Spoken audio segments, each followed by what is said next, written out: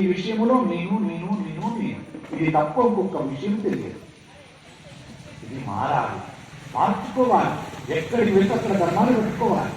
భార్య ఉన్నావా భర్త ధర్మం, ఒక భార్య ఒక వ్రతం చేసుకుంటుందా అక్కడ భక్తురాలు ధర్మం, భర్త దగ్గరికి వెళ్ళిందా భార్య ధర్మాన్ని పాటించాలి, పిల్లల దగ్గరికి వెళ్తే తల్లి ధర్మాన్ని పాటించాలి, దేవాలయానికి వెళ్తే భక్తురాలు ధర్మాన్ని పాటించాలి తప్ప ఆమె కలెక్టర్ అయినా పర్లేదు, భర్త దగ్గరికి వెళ్ళిందా భార్యను ఉండిపోవలసిన ధర్మాన్ని పట్టుకోవాలంటే. నేను కలెక్టర్ను, మీ ఇంట్లో కూడా కలెక్టర్గానే ఉంటానంటే ధర్మము కాదది. మీ పిల్లల దగ్గర కూడా కలెక్టర్గా ఉంటానంటే అది ధర్మము కాదది. మీ హోదా పోయిందా, కుర్చీలో కూర్చున్నంతసేపు నువ్వు కలెక్టరు, ఇంటికి వచ్చావా నీ పిల్లవాడికి నీవు గోరు ముద్దలు తినిపించాలి, నీ పిల్లవాడు నీ మీద మూత్రం పోస్తే కడుక్కోవాలి, సహించాలి, సహనంతో ఉండాలి. అంతే తప్ప నేను కలెక్టర్ రా నా మీద వస్తావురా అని పిల్లవాడిని వచ్చారనుకో అది ధర్మం కాదు. భర్త దగ్గరికి వచ్చేసరికి ఇంకో మాట అనొచ్చు, నేను కలెక్టర్ని, మీరు ఎప్పుడు కిందనే కూర్చొని ఉండాలి. కలెక్టర్ అంటే డిస్ట్రిక్ట్ అధికారి, జిల్లా అధికారి, కాబట్టి నీకు కూడా అధికారిని. నేను ఇంటిలో కూడా నేను కలెక్టర్నే, కూర్చో కింద అన్నదనుకున్నాను. భార్య ఎక్కడుంది? లేదు. ఇంట్లోకి రాగానే ఎంత హోదా ఉన్నదని పక్కన పెట్టి వెళ్ళి చక్కగా వంట చేసి భర్తకు కావలసినవన్నీ చేసిపెట్టి, పిల్లలకి కావలసిన చేసిపెట్టి, పిల్లలకు తల్లిగా మారాలి ధర్మంలో, భర్తకు భార్య ధర్మమై ఉండాలని. ధర్మం మారిందా లేదా? మళ్ళీ ఫోన్ వచ్చిందా మేడం అనగానే మళ్ళీ కలెక్టర్ హోదాలకి అలా మారేదాన్ని ధర్మము అంటారు. ఉన్నది ఒక్కటే వస్తువు కానీ మార్పు చెందుతూ ఉంటుంది. ధర్మము ఎప్పుడు ఒకేలాగా ఉండదు, సత్యం ఎప్పుడు ఒకేలాగా ఉంటుంది. మారనిది ఏదైనా ఉంది అంటే సత్యం, మారేది ఏమైనా ఉంది అంటే ధర్మం. భూమిగా మిగతా ఏది లేదు. మార్పు చెందేది ధర్మం, మార్పు చెందని సత్యం. సత్యం ఏమిటి? సత్యం. మీరు ఒక కాకరకాయ గింజను తెచ్చారు, భూమిలో పెట్టారు, ఏమొస్తుంది? కాకరకాయ మొక్కనే వస్తుంది, చిక్కుడుకాయ మొక్క రాదు కదా, అది సత్యం అంటారు. మారదనేది సత్యం. ఏదైతే మారదో అది సత్యం. మనం ఏది పెట్టదే వస్తుంది. ఓ మామిడి పిక్క పెడితే మామిడి మొక్కే వస్తుంది, వేప మొక్క రాదు. వేప గింజ వేస్తే రావి చెట్టు రాదు, రావి విత్తనం వేస్తే మర్రి చెట్టు రాదు. అది సత్యం. ఏ గింజ వేసాం అందులోకి అదే వస్తుంది, అది సత్యం. మారదు సత్యం. మార్పు ఉన్నది ధర్మం ఒక్కటే. ఆ ధర్మం ధర్మానికి ఉండాలి, అధర్మానికి ఉండకూడదు మార్పు. కాబట్టి ఇక్కడ అంటారు, ఇప్పుడు మంచి ధర్మం చెప్పారు గురుగారు. ఏమిటి అంటే ఒకేలా ఉండే అవకాశం ఉండదు. ఏకాదశి నాడు ఉపవాసం ఉండడం ధర్మం, ద్వాదశి నాడు ఎంత తొందరగా వీలే అంత తొందరగా అన్నం తినడం. 5-6 ఉన్నారు అంతే ఏకాదశికి ఉండేవాళ్ళు. కలియుగ ధర్మం ఎలా ఉంటుందంటే ఒక్క పాదం మీద నడుస్తుంది కలియుగ ధర్మం. అందుకే ధర్మాన్ని పట్టుకున్న వాళ్ళు 10 మందిలో ఒక్కరే ఉంటారు, 100 మందిలో 10 మందే ఉంటారు, 1000లో 100 మంది ఉంటారు, ఇంకా 900 మంది అధర్మంలోనే ఉంటారు.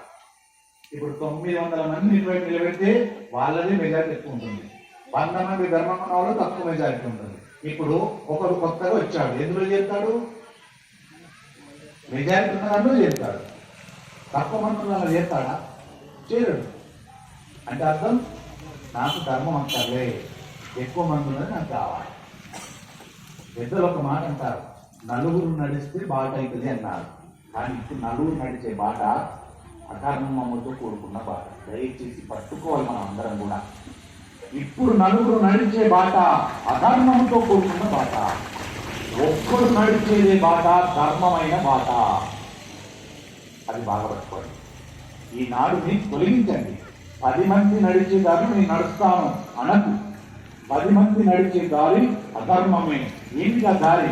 గ్రామంలో తీసుకెళ్తే ఆదివారం తినద్దు అన్న వాళ్ళు 10 కుటుంబాలు ఉంటాయి, ఇదే కుటుంబాలు 100 కుటుంబాలు ఉంటాయి. ఇప్పుడు ఒకడైతే అడిగితే ఏం చెప్తారు? అయ్యా 100 మంది తింటున్నారు, వాళ్ళు వినగలేదు, నేను నీ దగ్గర ఎందుకు వస్తాను, నీ దగ్గర తినేవాళ్ళకి పోతాను అంటే పోయావు. ఏమైతే రేపొద్దున భగవంతుడు ప్రత్యక్షం అవుతాడు, ఓ వరం ఇస్తున్నాడు. ఏమని? ఈ గ్రామమందు ఎవరైతే ఆదివారం నాడు మాంసాహారాలు విసర్జించి మత్తు పదార్థాలు విసర్జించున్నవారో వారిని నేను నాలో ఐక్యం చేసుకోవాలనుకుంటున్నాను, మోక్షాన్ని ఇవ్వాలనుకుంటున్నాను. కానీ వారికి ఇంకా ఆయుష్ ప్రమాణం ఉంది. వాళ్ళు ఇక్కడ బతికినంత కాలము కోట్ల అధిపతులే బ్రతుకుతారు. ఈ వరాన్ని ఇస్తున్నాను, తర్వాత వారు నాలో ఐక్యం చేసుకుంటానని వరం ఇచ్చాను అనుకోండి. ఇప్పుడు కొత్తగా వచ్చిన వాడు ఏమవుతాడు? ఏవరా అది ఎంత పని అయిపోయింది.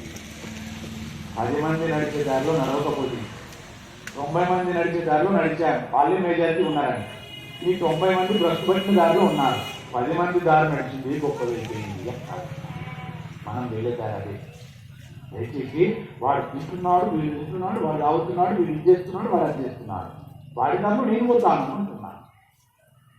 అది మానండి దయచేసి. కలియుగములో దీనికి స్వస్తి పలకండి.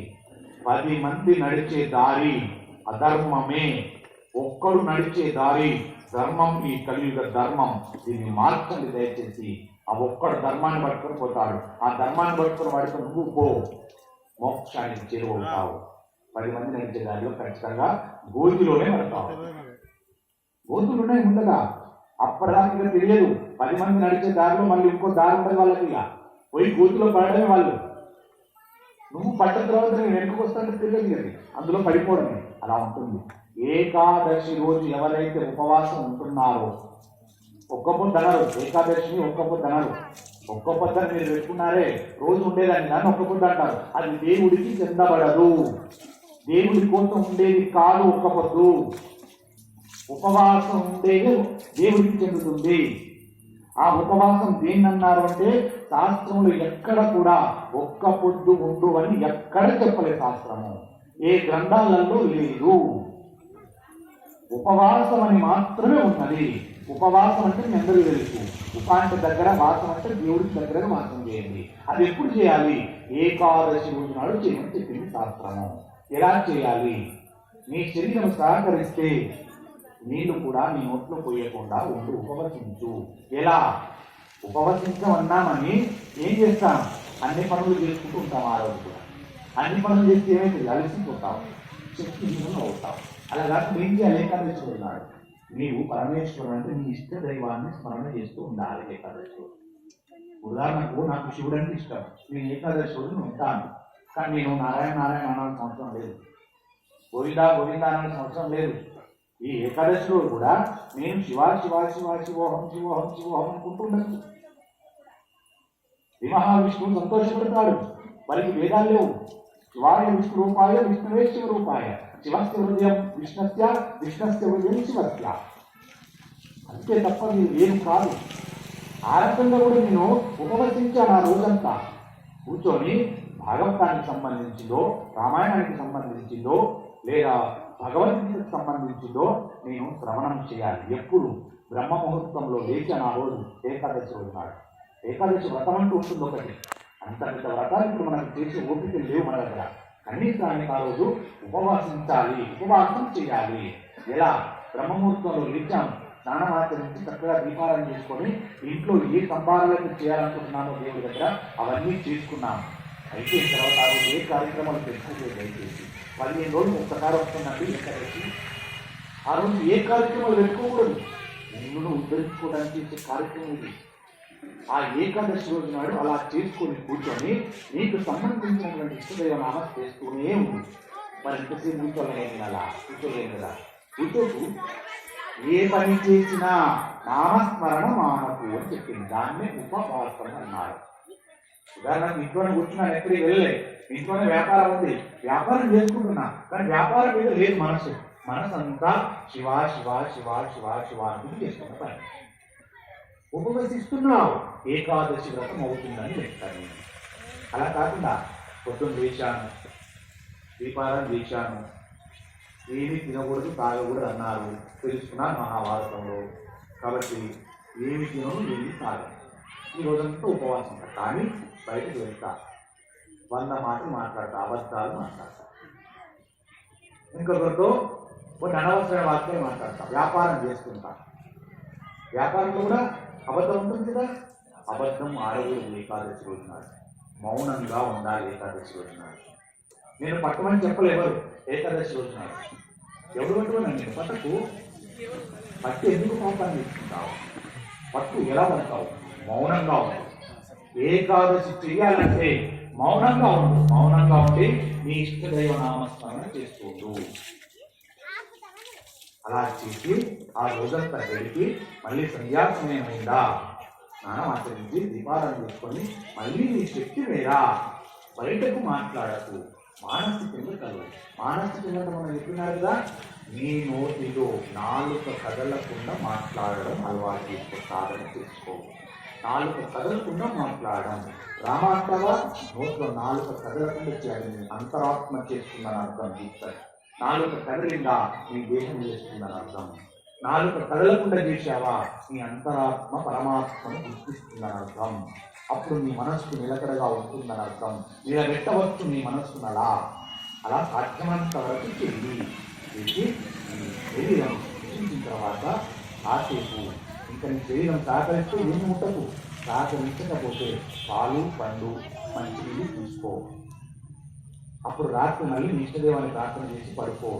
ఉదయమే లేవాలి, మళ్ళీ బ్రహ్మముహూర్తంలో లేవాలి. లేస్తే చూసేసరికి ఏముంటుందంటే ఆ రోజు ఇది ద్వాదశి ఉదయం 10 గంటలకు వెళ్ళిపోతుంది. ఈ రోజు 11 గంటలకు ప్రారంభమైంది ద్వాదశి. ఏకాదశి వెళ్ళిపోయింది. ఈ రోజు ద్వాదశి ప్రారంభమైంది. ఎప్పటిదాకుంది? రేపు 10 గంటలకి వెళ్ళిపోతుంది ద్వాదశి. లేదు కొన్ని సందర్భాలలో 8 గంటలకి వెళ్ళిపోతుంది ద్వాదశి. ఈ రోజున ఉదయమే 7 గంటలకు ప్రారంభమైంది ఏకాదశి. మరి ఎప్పుడు ఉండాలి నేను ఏకాదశి? అంటే తిథిని బట్టి ఉండే వాళ్ళేమో నిన్న ప్రారంభమైనప్పటి నుండి ఇప్పటి వరకు కూడా మీరు ఏమి స్వీకరించకండి. కొందరు ఉంటారు తిథిని బట్టి.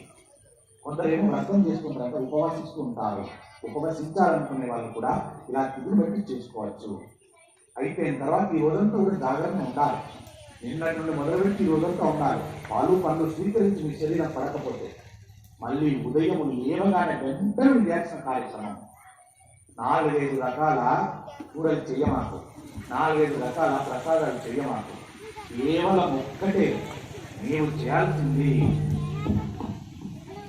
చేయవలసింది ఒకటే. ఆసింత వంట చేసుకొని తల్లి